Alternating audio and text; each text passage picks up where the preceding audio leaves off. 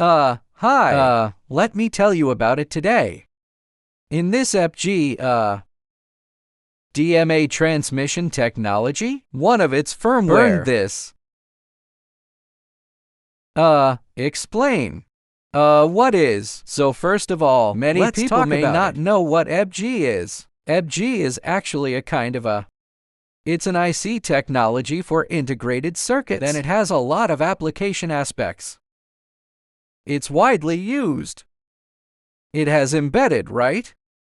It's also like wireless communication, output signal, and radio. It has a lot of use the place, including the green light, and then we are going to talk about it today. That's one of them. You put the data transmission method DMA. DMA, it means direct memory access.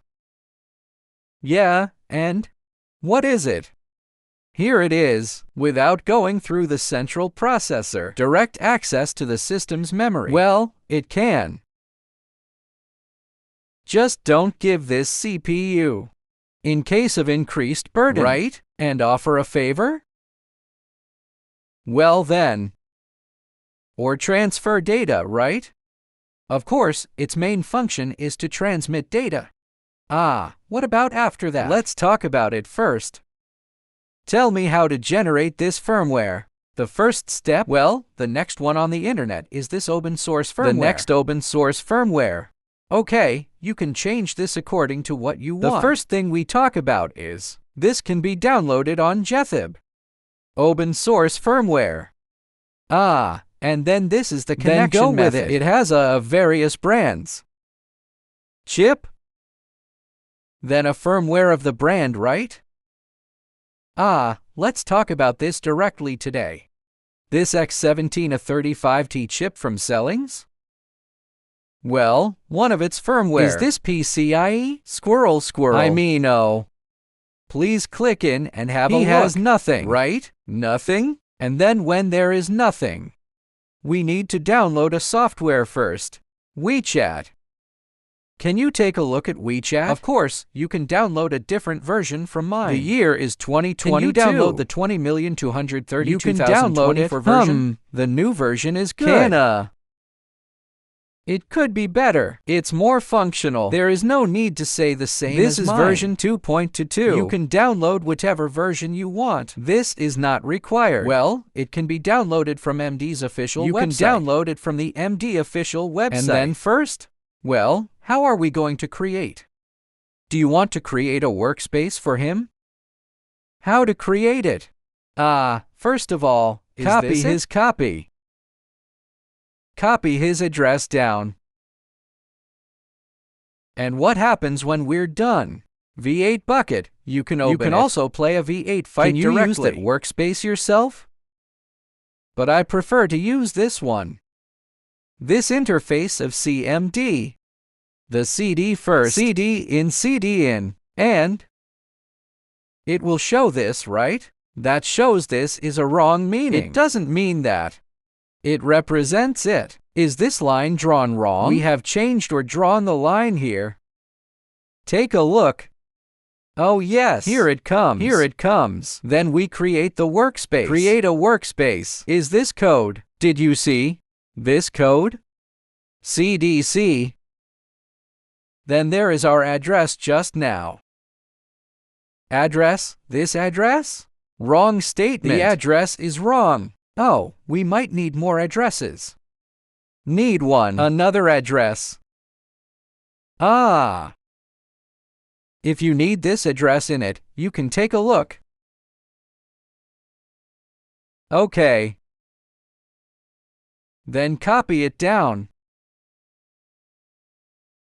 Then the CD goes in. Then create a workspace. Okay, just create and save it here. Okay, just save the newly created folder. He is also creating. This means the creation is completed. Plug it in here. Then we open the folder just now. Find this folder we just had. Right? And the first step. we open the software we need. Then you don't necessarily need to click here. Not necessarily, because we already have a workspace, right? Click this one directly. Then open our V8 bucket. Open our piece of open source firmware. Then it pops up. No need for a dot. Be sure to click on the category. Okay, you can see it here. You can see it when you come in here. This is a bottom-top module. Top-level module, top-level module. There are several range. Smaller modules. Small module. Well, what's the first step? Open the medium and small modules, right? And there's a CFG here. See, no CFG. General CFG. Configure actually means What about this one? It will exist. Take a look. When this is pressed our DSN, right? We want to customize our own firmware, right? First, you need to change the DSN. What about this a 35? Does it mean 35T chip? You can take a look, then we can remove it. Of course, this number can't be wrong. The number of digits can you just remove this? You can count yourself.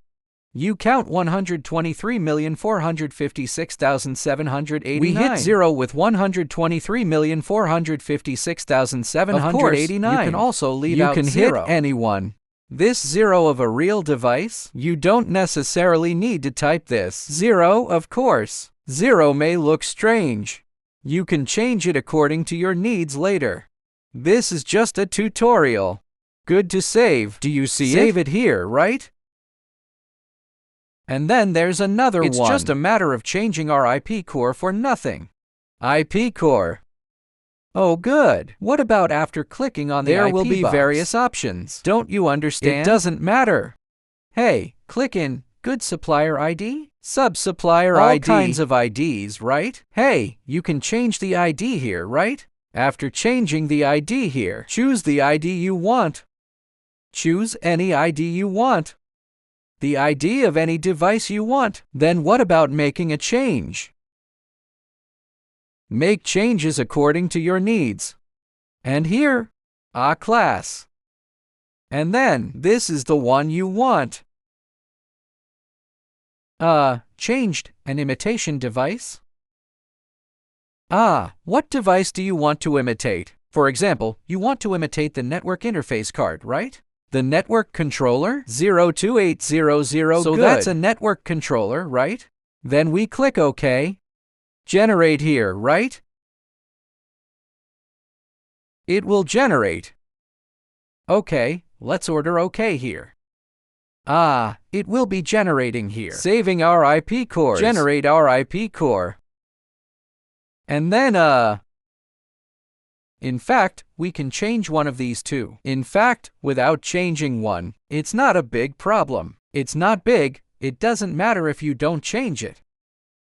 Okay, then we wait for him to generate it. After it's generated, after he generates and he stops, at this location, it has stopped. Did you see it? After the change, all change. After that, you can click here if you save it all. Generate bitstream. Do you see it?